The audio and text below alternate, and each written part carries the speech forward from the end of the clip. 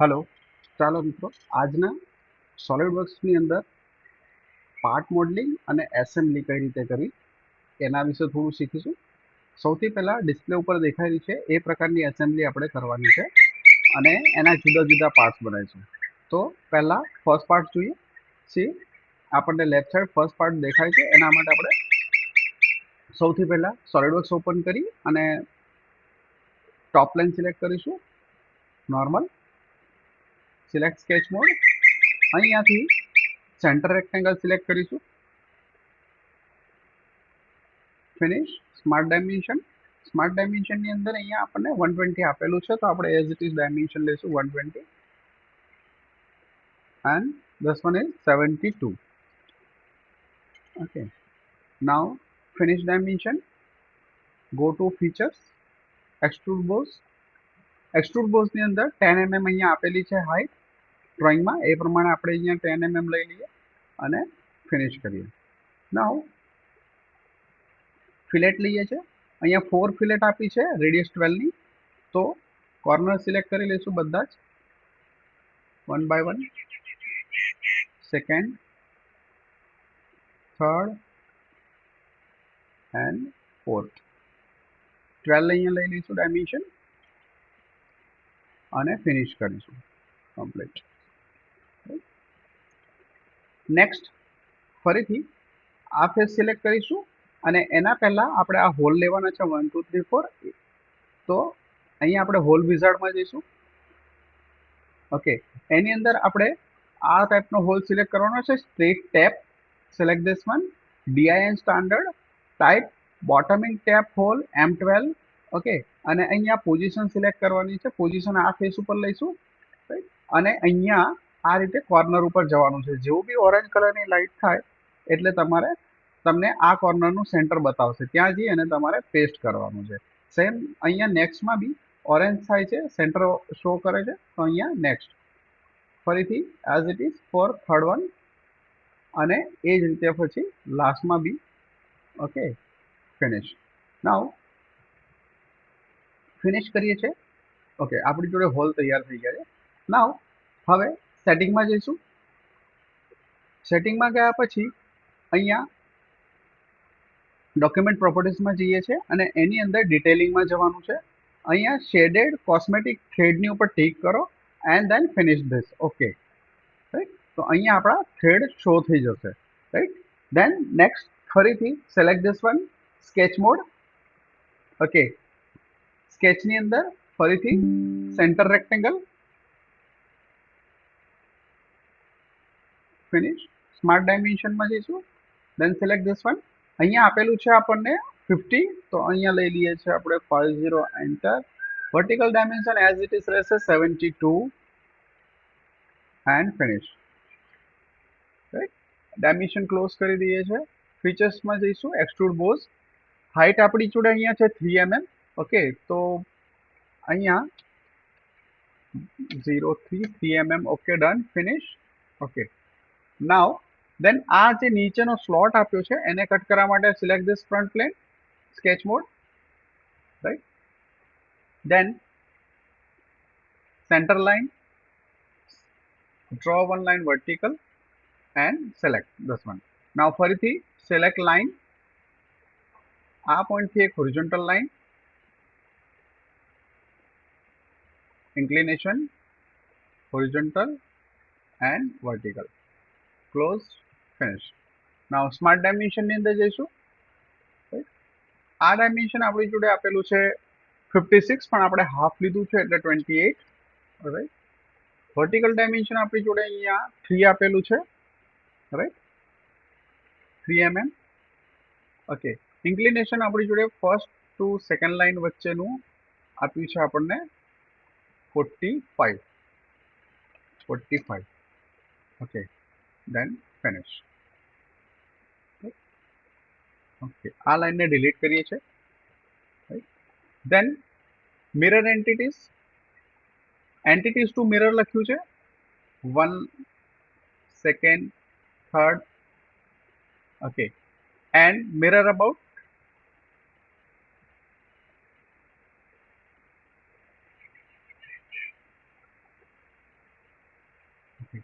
mirror about this one,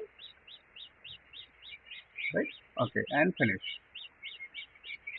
Now trim entities, okay, વચ્ચેનો portion ને trim કરી દો એન્ડ ફિનિશ કરો. ફીચર્સ એક્સટ્રુડ કટમાં જઈશું, સિલેક્ટ એક્સટ્રુડ કટ, બ્લાઇન્ડ છે થ્રુ ઓલ સિલેક્ટ કરીશું, ઓકે, એન્ડ ફિનિશ કરીએ છીએ. Okay, right, this one. Okay, આપણો ફર્સ્ટ પાર્ટ તૈયાર થઈ ગયેલો છે, right.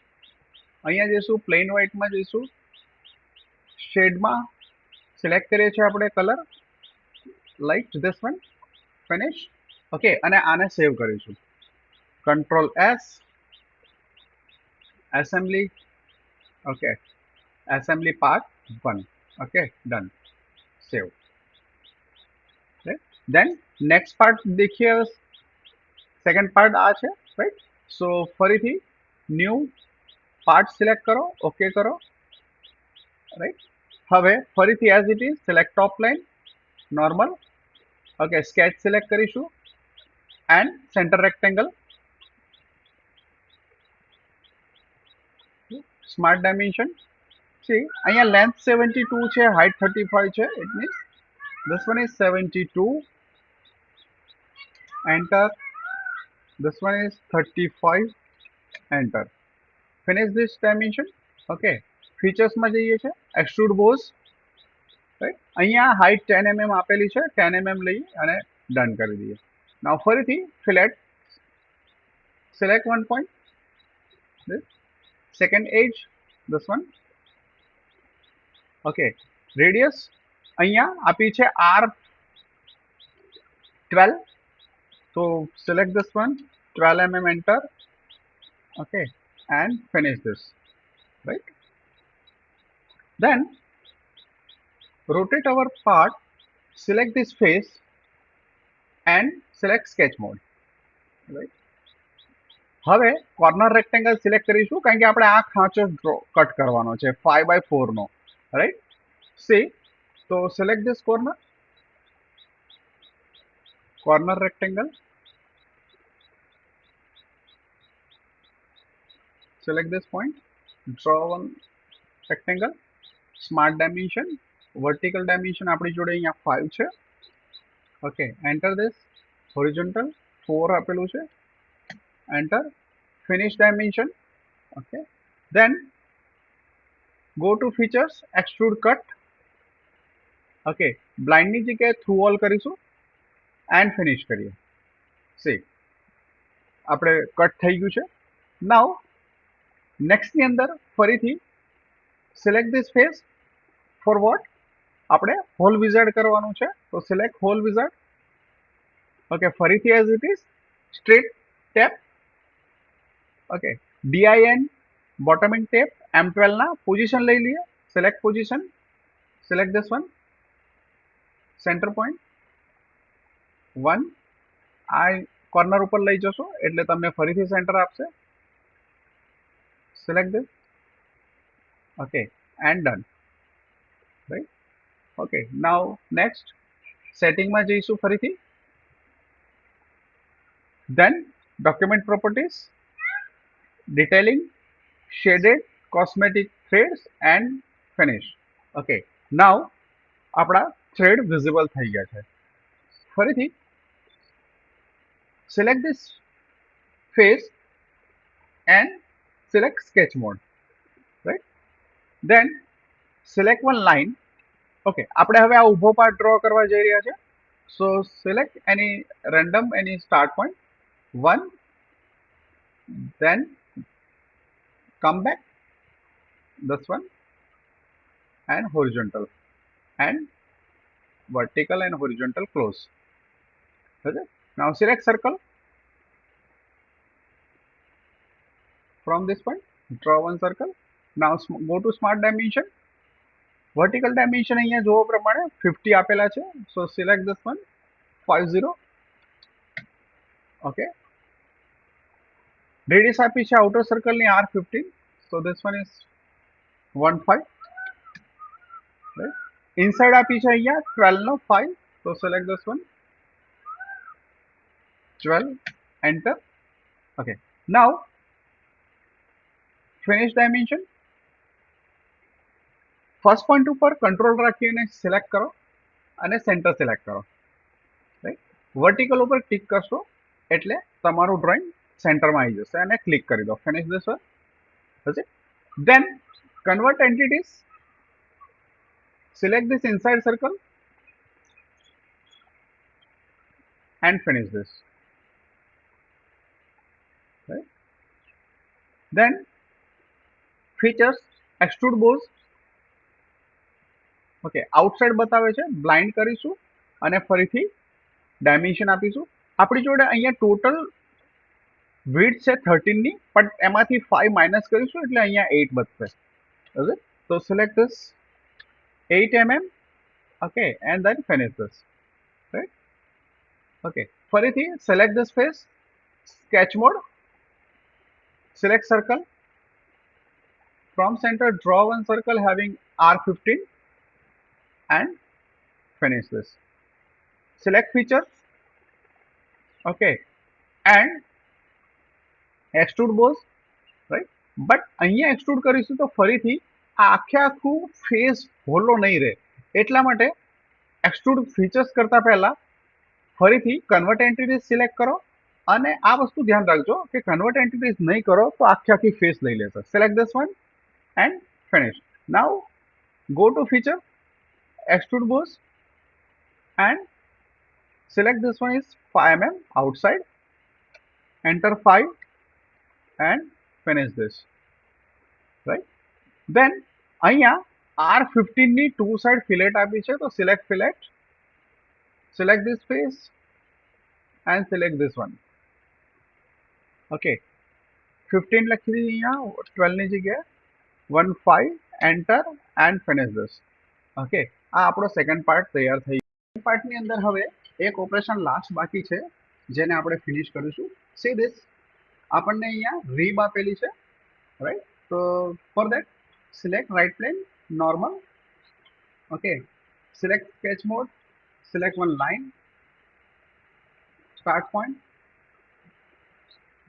End point, select and finish. Go to smart dimension, select this point and this point, vertical dimension 40 આપે છે તો 40 એન્ટર કરીએ અને ફિનિશ કરીએ and then dimension close, okay. Then features માં જઈએ, select this read, okay, downside arrow રાખજો. then અહીંયા 10 mm આપ્યું છે, આપણી જોડે 10 mm ની width છે, અહીંયા ફ્રન્ટમાં દેખાય છે, તો select this one and done, okay. આપણો સેકન્ડ પાર્ટ હવે એકદમ કમ્પ્લીટ થઈ ગયો છે, રાઈટ. નાઉ હવે થર્ડ પાર્ટ વિશે શીખીશું. ચાલો ફિનિશ. પાર્ટ 3 કઈ રીતે સ્ટાર્ટ કરવાનો છે. Select new part, okay. Then આને આપણે બે રીતે ડ્રો કરી છે, કે એક એક્સટ્રુડ પોર્શનથી બી કરી શકે છે અને એક ફ્રન્ટ પ્લેન સિલેક્ટ કરીને રિવોલ્વ કરીને બી આને ફિનિશ કરી શકે છે. Okay, extrude almost okay done, but આમાં થોડું પ્રોબ્લેમ એ છે કે આ વચ્ચેનો જે સ્લાન્ટ એજ છે એના લીધે આપણે આને રિવોલ્વ ઓપરેશનથી ફિનિશ કરીશું.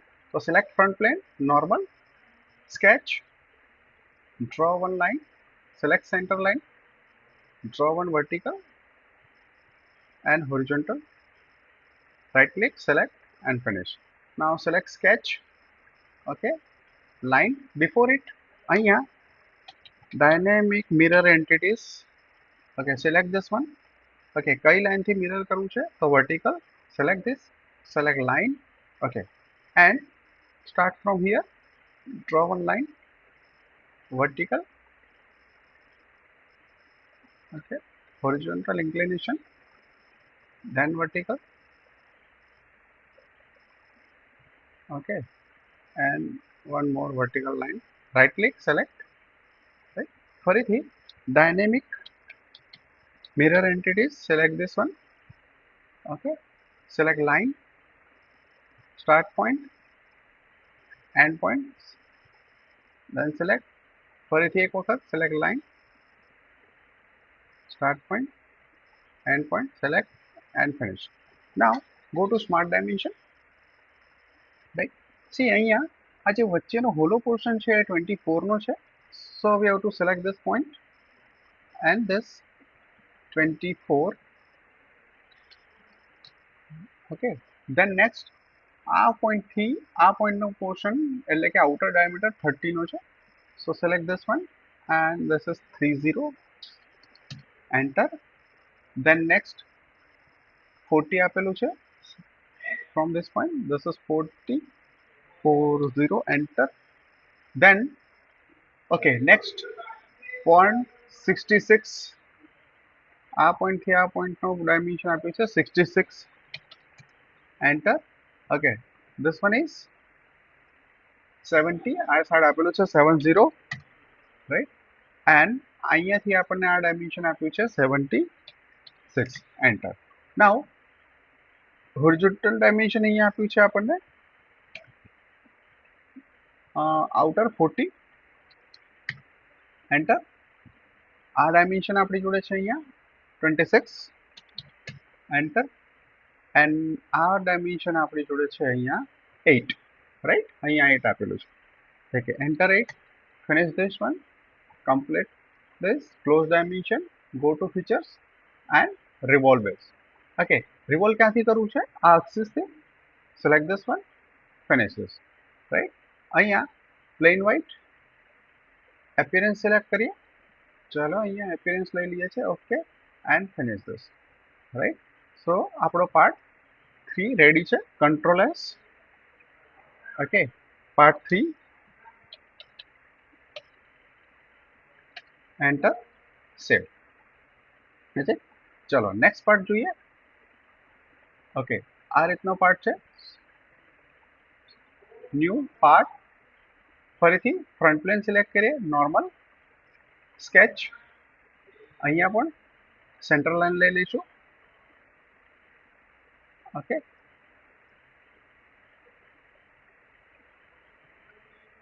right click, select. okay, now go to sketch mode,